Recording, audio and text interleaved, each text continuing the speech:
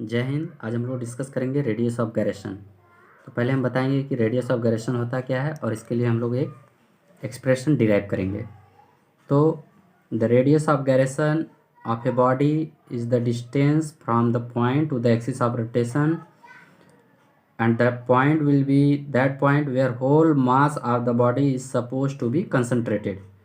means that कि एक ऐसे पॉइंट से उस एक्सिस ऑफ रोटेशन से ऐसी दूरी होगी जिसको हम के से डिनोट करेंगे, उसी का नाम देंगे हम लोग रेडियस ऑफ गायरेशन। उसी को कहते हैं radius of gyration.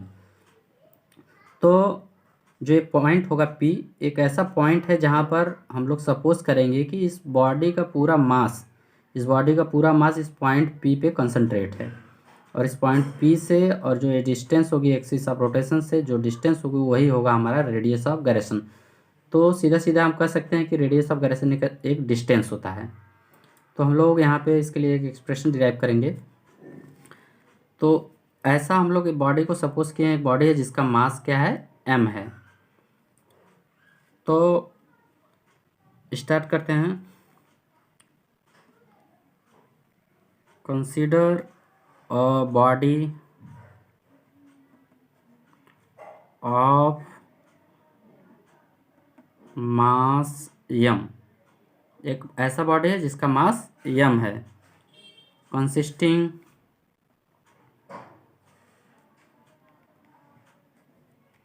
Of n particles. ये ऐसा डिस्क्रीट बॉडी है जिसमें n पार्टिकल्स हैं, consisting of n particles each of mass small m। जिसके n पार्टिकल्स हैं, जिसका एक एक का मास क्या है, m है, सबका मास m है। तो और यह इस जो बॉडी है इस एक्सिस के अलॉन्ग रोटेट करेगी, जो एक्सिस है A B. Let R1 R2 R3 dot dot dot Rn be the perpendicular distances of these particle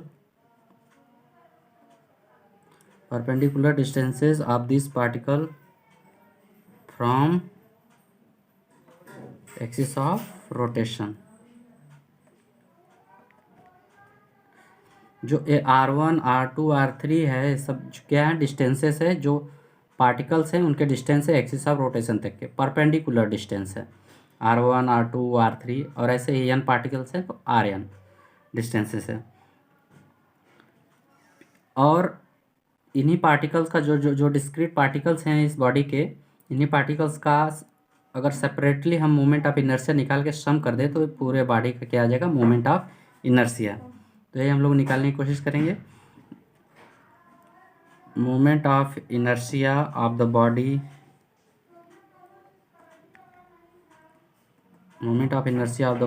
along axis A B. तो इसका क्या हो जाएगा, मोमेंट ऑफ इनर्शिया, जो हर एक पार्टिकल का मोमेंट ऑफ इनर्शिया इस एक्सिस के अलॉन्ग होगा, उनका पूरा सम कर देंगे, वही इस बॉडी का मोमेंट ऑफ इनर्शिया होगा। तो m जनरली होता है mr², तो mr1² plus mr2² plus mr3² plus dot dot dot plus mrn²। तो यहाँ पे जितने पार्टिकल्स हैं उनके सब सेपरेटली मोमेंट ऑफ इनर्शिया हमने कैलकुलेट करके सम कर दिया है। और एक चीज़ देखा जाए, यहाँ पे जो सारे पार्टिकल्स के मास हैं सेम है, m ही है। तो यहाँ पे हम लोग इसको कॉमन कर लेते हैं, m कॉमन होगा तो यहाँ बचेगा R1² plus R2² plus R3² plus dot dot dot Rn²। तो फ्रेंड्स, अगर एक पार्टिकल का मास m है और उसमें पूरे n पार्टिकल्स हैं, तो इससे हम n से मल्टीप्लाई कर दें तो हमें मिल जाएगा पूरे बॉडी का मास। जो ये बॉडी है पूरे बॉडी का मास में मिल जाएगा कैपिटल एम। तो इसको हम एन से मल्टीप्लाई करते हैं, एन इंटू एम। तो एन से जब हम मल्टीप्लाई किए तो हमें डिवाइड भी एन से करना होगा, क्योंकि कोई चेंज ना हो इक्वेशन में। तो इसको लिखेंगे हम लोग, चलिए डिवाइड यहीं कर देते हैं। इसको लिखेंगे R1 square plus R2 square plus R3 square plus dot dot dot plus RN square. तो n इंटू एम को हम लिख सकते हैं कैपिटल एम, क्योंकि एक पार्टिकल्स का मास m है, ऐसे n पार्टिकल्स हैं। तो हमने मल्टीप्लाई कर दिया है, तो इससे हमको मिल जाएगा पूरे बॉडी का मास। तो यहाँ लिख सकते हैं कैपिटल एम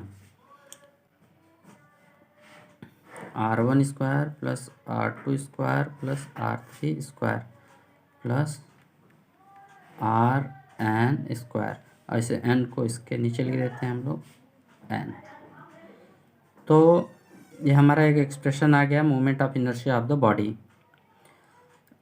तो इस एक्सप्रेशन को हम लोग कंपेयर करेंगे, एक और फर्दर एक्सप्रेशन हम लोग डिराइव करेंगे, उससे हम लोग कंपेयर करेंगे।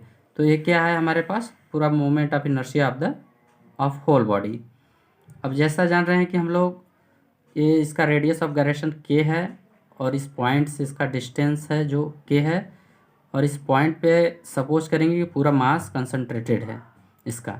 तो अगर हम इसके हेल्प से, के हेल्प से हम लोग radius of moment of inertia निकालें, तो लिख सकते हैं आल्सो इसको इक्वेशन 1 दे देते हैं हम लोग नाम।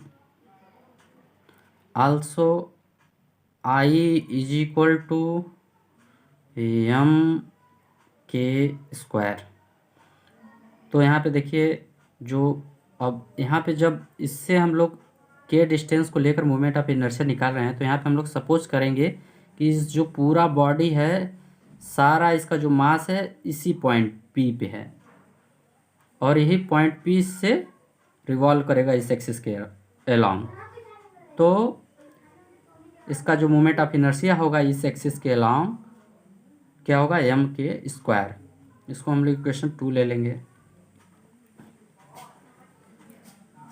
कंसंट्रेटेड का मतलब ये होता है कि जैसे मान लीजिए कि पूरा बॉडी का मास यही इसी पॉइंट पे पूरा ठूस के भर दिया गया हो, इसका यही मतलब है। तो यहाँ से comparing equation 1 and 2,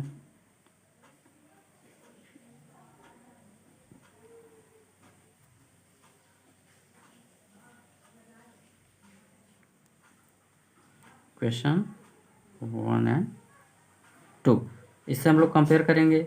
left hand side जो सेम है, तो राइट हैंड साइड भी सेम होना चाहिए। तो इससे हम लोग लिख सकते हैं M K square is equal to M R1 square plus R2 square plus R3 square plus dot dot RN square on n। अब यहाँ पे देखेंगे m कैंसिल हो जाएगा, तो लिख सकते हैं K square equal to R1 square plus R2 square plus R3 square plus RN square. M cancel किए हैं हम, अपॉन n। तो अब यहाँ पे के क्या हो जाएगा, K equal to under root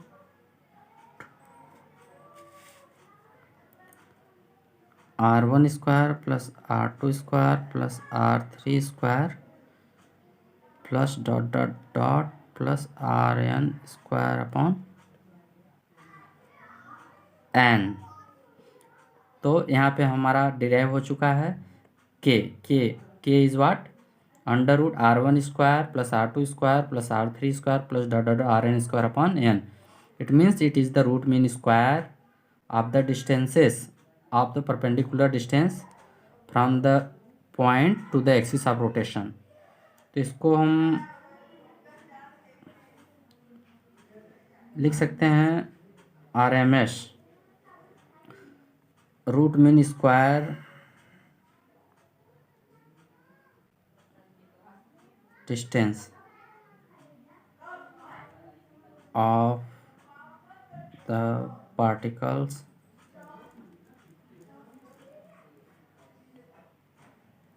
from the axis of rotation. ये क्या है? रूट मीन स्क्वायर आरएमएस जिसको कहते हैं, distance of the particles from the axis of rotation. तो फ्रेंड्स यहाँ पे एक्सप्रेशन हमने डिराइव कर दिया है।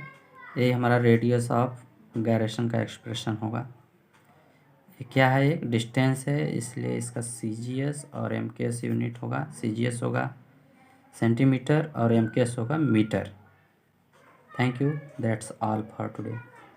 अब मिलते हैं अगले नए वीडियो में किसी नए टॉपिक के साथ।